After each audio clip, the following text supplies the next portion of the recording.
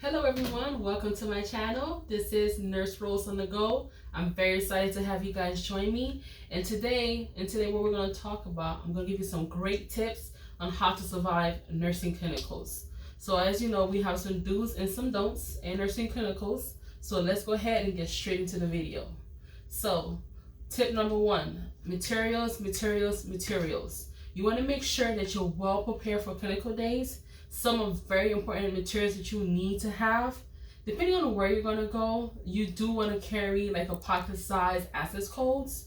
For some students, you may be going into an assisted living facility, and there are certain codes you need to get into certain doors.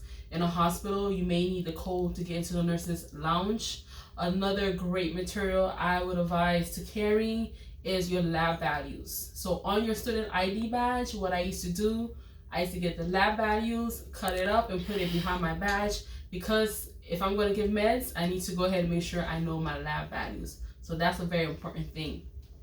Another thing that would definitely help you in the clinical world is to have a pre-summary template.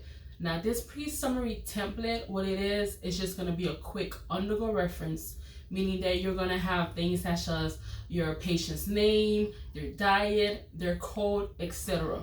Because as you go into nursing school, you're most likely going to start with one patient. By the end of course 3 or 4, you'll be juggling up to 3 patients. So it's very, very important that you're able to stay organized and on top of your things. So tip number 2, I would say be a leader and not an owner. What does that mean? As a nursing student, you know what you're taught in class, and when you go to clinicals, you just want to go ahead and jump into action.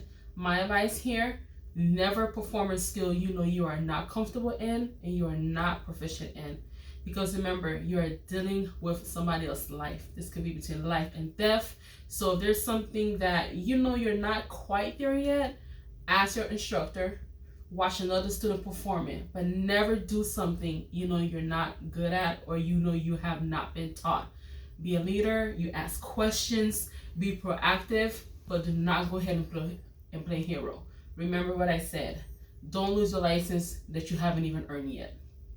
Tip number 3, if you have a free time in the clinicals, meaning that your patient is okay, your patient is safe, you have given your meds, you have finished writing your notes. As a nursing student, one of the critical courses is pharmacology. So take this time in clinicals to write down any meds you have not come across, you have not heard, or just go ahead and just reference to them, because meds are very important. You need to know what kind of meds you're giving. You need to know the side effects, because remember, you are a patient's advocate and you need to educate your patients and their family members. So take this time to go ahead and at least try to write down 2 meds per clinical, and that will definitely help you keep them in the index card. Okay, now tip number 4, I tell every nursing student, do a first entry. When you are on that floor and you have got a report and you have got your assignments, you need to do a first entry.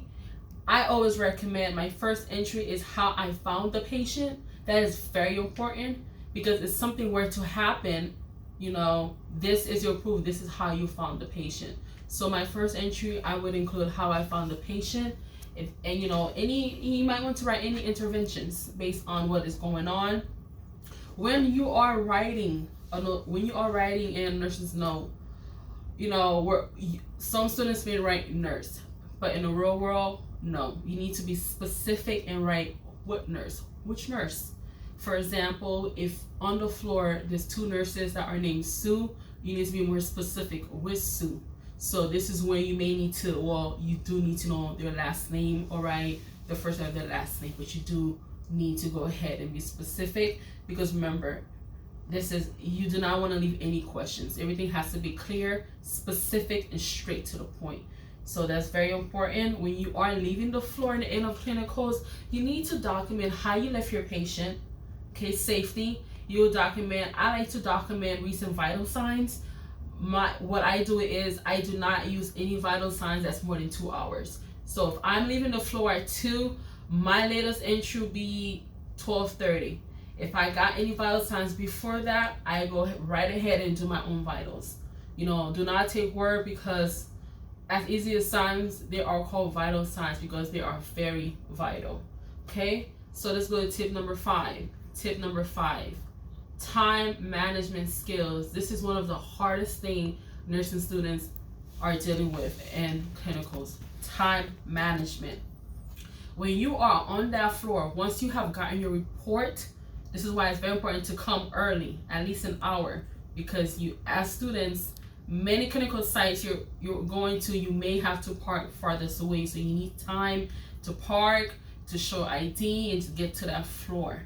But with time management skills, when after your report, you need to go ahead and find out if any of your patients are pre-op, or they're having any surgeries, or they're NPO. Because imagine, as a nursing student, you would just hate to be in that predicament where a patient is NPO, the doctor is ready to perform the surgery, and you don't look at the whiteboard. That's another very important thing. Look at the whiteboard for every patient that you go to, okay? Because they have your nurse's name, they have the numbers to be reached. Stay in contact with your nurses, because they can make you or break you. But you need to find out if you have any patients that are going to be discharged as well. Is there any testing that needs to be done? Because you may have some patients that need to be, that need to be prepped before surgeries, prepped before tests. So these are some critical things that you do want to find out. You want to prioritize your care. So if you have a patient that is due for surgery, you want to make sure you're checking that patient. How's that patient? Is there any meds that need to be withheld? Is there there's another great thing. Not every med is meant to be held. If a patient is going to have surgery, or a patient is going to have a test done, there might be some meds that the doctor said it's okay to prescribe. So that's a very important thing. Okay, and the last tip for today, one of the most important things besides time management is to, as nurses, you want to go ahead and apply your critical thinking. This is where you're going to use your critical thinking. You're going to use what you have been taught in the lecture classes, because not everything that you were taught is the right way to do in your clinical sites. So apply critical thinking, know the pathophysiology of your patient's disease, because that can be a very, very helpful tool.